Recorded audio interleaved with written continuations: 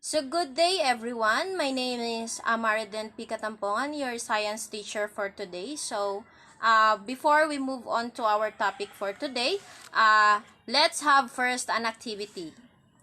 So this activity is called Guess What. So are you excited? Okay, so let's move on. So I have here 5 questions. So instruction, identify the following based on the definition given. So, number 1, electrical devices used to convert or transform AC voltage from one level to another. Number 2, electrical wire wrapped around the core on the input side. Number 3, electrical wire wrapped around the core or output side. Number 4, this principle says that when two electrical coils are placed near each other, AC electrical current flowing in one coil induces an AC voltage in other coil. Number 5, it is the ratio of the numbers in turns in primary coil to the number of turns in secondary coil. So I am giving you 3 minutes to answer this. Are you done? Okay, so let's proceed and reveal the answer. So, the answer for number 1 is transformers. The answer for number 2 is voltage. Then the answer for number 3 is mutual inductance. The answer for number 4 is current. And number 5 is coil.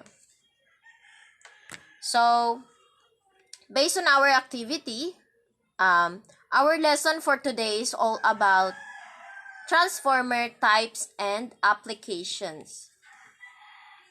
So what are transformers? So transformers are electrical devices used to convert or transform AC voltage from one level to another.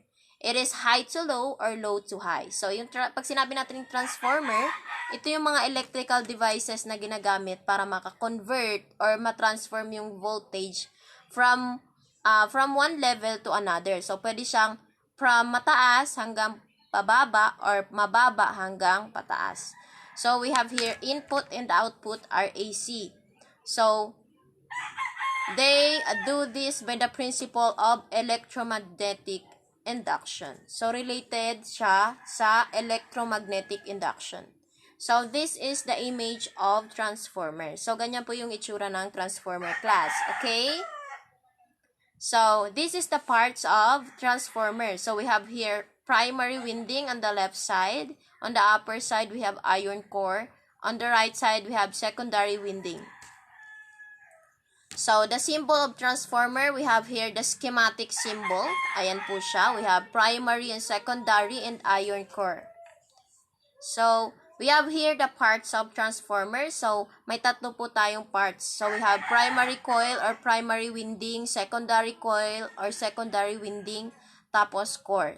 So, pag sinabi nating primary coil, it is an electrical wire wrapped around the core on the input side. While secondary coil, it is an electrical wire wrapped around the core on the output side. So, while the core, it is a ferromagnetic material that can conduct a magnetic field through it. So, for example, is the iron. So, understood? So, okay, let's proceed. So, this is the transformer structure. As you can observe, we have here the primary winding and secondary winding. We have primary content, primary voltage, transformer core, magnetic flux, secondary current, and secondary voltage. So, may mga flow siya and may mga secondary and primary winding. So, we have the transformer operation. So, an electrical transformer normally consists of ferromagnetic core and two coils called winding. So, pag sinabi nating electrical transformer, binubuo siya minsan ng ferromagnetic core or yung dalawang coil na tinatawag natin na winding. Yung sinabi natin kanina na primary and secondary coil. So, next one, a transformer uses the principle of mutual inductance to create an AC voltage in the secondary coil from alternating electric current flowing through the primary coil. So, pag sinabi nating transformer, pag nag-ooperate siya, gumagamit siya ng principle of mutual inductance na kung saan nagki-create yung voltage, yung AC voltage mainly sa secondary coil ng alternating electric current. So, papunta naman siya sa primary coil. So, next is the voltage induced in the secondary can be used to drive a load. So, next. So, what is mutual inductance? So, mutual inductance is the principle of mutual inductance says that when two electrical coils are placed near to each other, AC electrical current flowing in one coil induces an AC voltage in other coils. So, this is because current in the first coil creates a magnetic field around the first coil which induces a voltage on second coil. Next. So, this is the mutual inductance. So, as you can see on the figure, we have induced magnetic field, yung nasa gitna. We have AC voltage load, yung nasa left. We have induced AC voltage, nasa right. We have applied AC current, yung nasa bottom. And we have coil 1 and coil 2.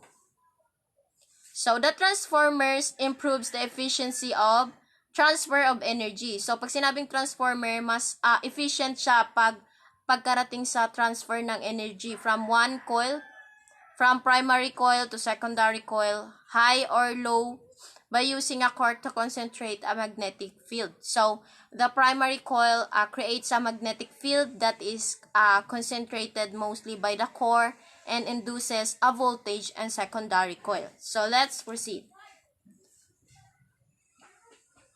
So, this is the transformer operation. We have here the induced voltage, the AC source, the load, and the applied AC current or the magnetic field.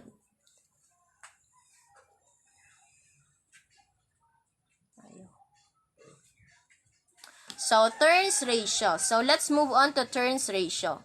So, the voltage of secondary coil can be different from voltage at the primary. So, this happens when the number of turns of the coil in primary and secondary are not the same. So, the turns ratio is the ratio of number of turns in primary coil to the number of turns in secondary coil. So, pag sinabi nating turns ratio, yung voltage na napupunta sa secondary coil can be different from the voltage na pumupunta dun sa primary. So, this happens mostly when the number of turns of coil in primary and secondary ay hindi magkapareho. So, the turns ratio is the ratio of number of turns in primary coil to the number of turns in secondary coil. Next. Turns ratio formula, we have turns ratio equals number of turns in the primary over number of turns in secondary. So, ganyan po yung pagkuha ng turns ratio formula. So, let's move on to transformer output voltage formula. We have secondary voltage equals primary voltage over turns ratio, wherein V sub S is the secondary voltage or volts, B sub P equals primary voltage over volts, and TR is the turns ratio. So, we have here the formula, gaya nga kanina na sinabi ko, turns ratio equals primary voltage over secondary voltage, tapos yung TR naman kanina, o transfer of ratio over number of turns in primary and number of turns in secondary. So, we can say that VP over VS equals NP or over NS. Also, VP divided by VS is LP. So, we have the transformer voltages and currents. So, we have here, ayan siya, yung kanina, yung mga given natin. Ayan yung current. Pag sinabi natin, VP, yan yung ano natin, yung primary voltage, while VS is the secondary voltage. Yung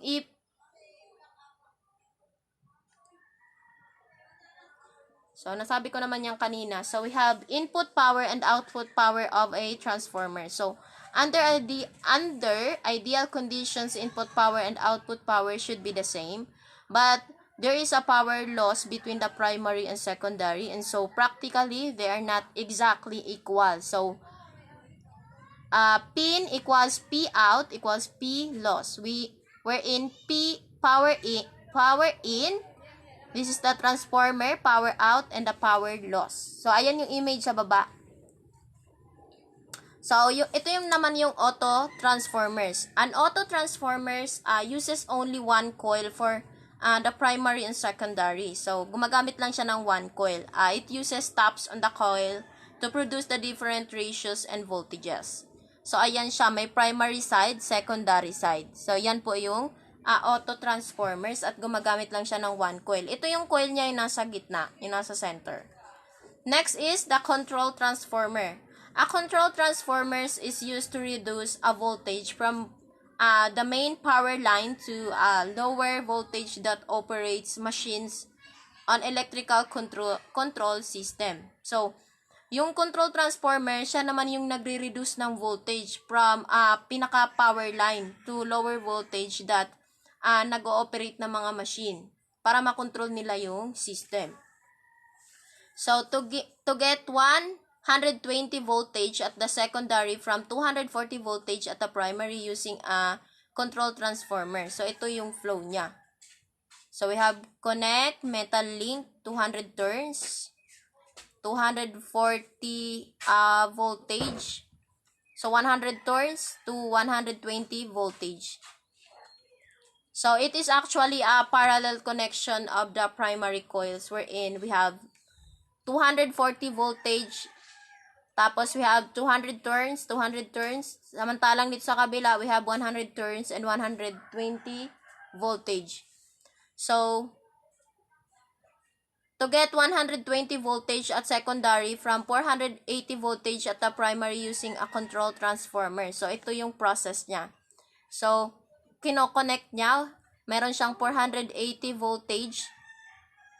May 200 turns and a metal link. So, we have 200 turns sa baba rin. So, we have, sa kabila, we have 120 voltage. We have 100 turns and 120 voltage. So, this is actually a series of connection of primary coils. So, series siya ng primary coils. So, ito yung transformer kung saan, ayan yung mga parts niya. We have primary winding, primary current, primary voltage, transformer core, and secondary winding, secondary voltage. So, that is the end of our lesson. So, if you really understand our lesson for today,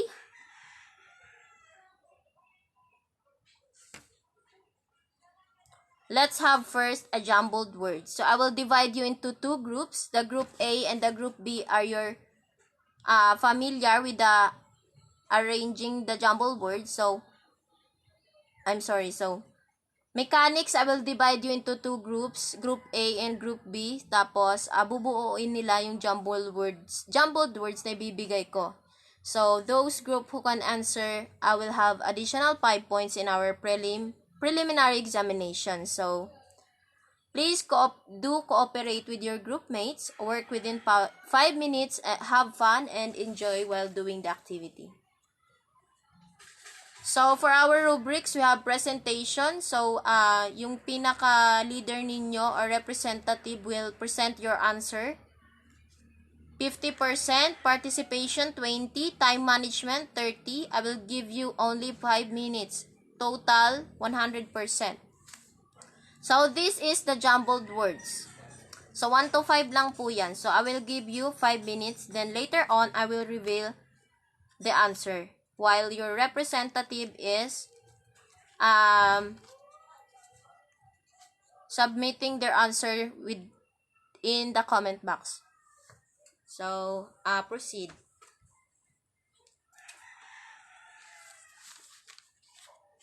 Are you done, class? Okay, so let's proceed.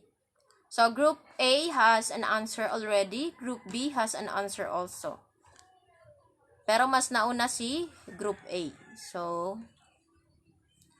this is the answers on the jumble words. So, we have transformer, number 1. Number 2, turns ratio. Number 3, core. Number 4, voltage. And number 5, current. So, next is infusion of values. So, what kind of values you use to accomplish the activity while doing the activity given? Okay, you cooperate with your group mates and you reach out your members also to leaders. So, very good. So, that is a good strategy to finish your task. So, congratulations. So, why is it important to study for transformer? So, mahalaga siya na pag-aralan nating class kasi yung transformer kasi, 'di ba, we are using electricity mostly, lalo ngayon, gumagamit tayo ng electricity sa ating houses, sa mga pupuntahan natin, sa school. So, napakalaking part ni transformer sa generate ng electricity.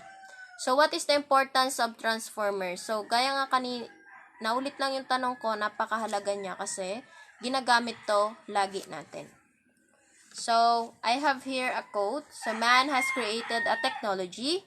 Technology has created man, what we are today. Electricity is our way of life. Without it, many would perish. So, from this quote, so totoo naman, man has created technology. So, create ng mga inventors natin yung technology. And ngayon naman, nagiging dependent naman tayo sa technology. Kasi, kailangan natin siya para maging globally competitive. So, yung electricity naman, ito yung mas nakakatulong sa atin para mas mapadali yung mga bagay-bagay or yung mga dapat nating gawin na mas mapapadali or makakapag-multitasking pa tayo sa short time. So, without it, many would perish. So, yung technology, napakalaki ng role niya ngayon. Hindi lang sa communication, hindi lang sa education. So, dapat alam natin din yung kahalagahan nito. At alam natin paano ito gamitin kasi aware naman tayo na may disadvantages and advantages ang isang electricity. So, gaya ng tinuro ko, yung transformer. So, I hope you understood my topic. So, para magamit nyo siya, if ever. So, since we are done with our discussion, let's move on to our quiz or assessment for today. So, identify what is correct. What is the correct answer of the following? So, number 1, we have this is an electrical devices used to convert or transform AC voltage from one level to another. Number 2, it is an electrical wire wrapped around the core and the input side. Number 3, it is an electrical wire wrapped around the core and the output side. Number 4, a ferromagnetic material that can conduct a magnetic field through it. Number 5, this principle says that when two electrical coils are placed near to each other, AC electrical current flowing in one coil induces an AC voltage in another coil. So let me know if you're done on the comment section. Then later on, I will reveal the correct answers. So proceed.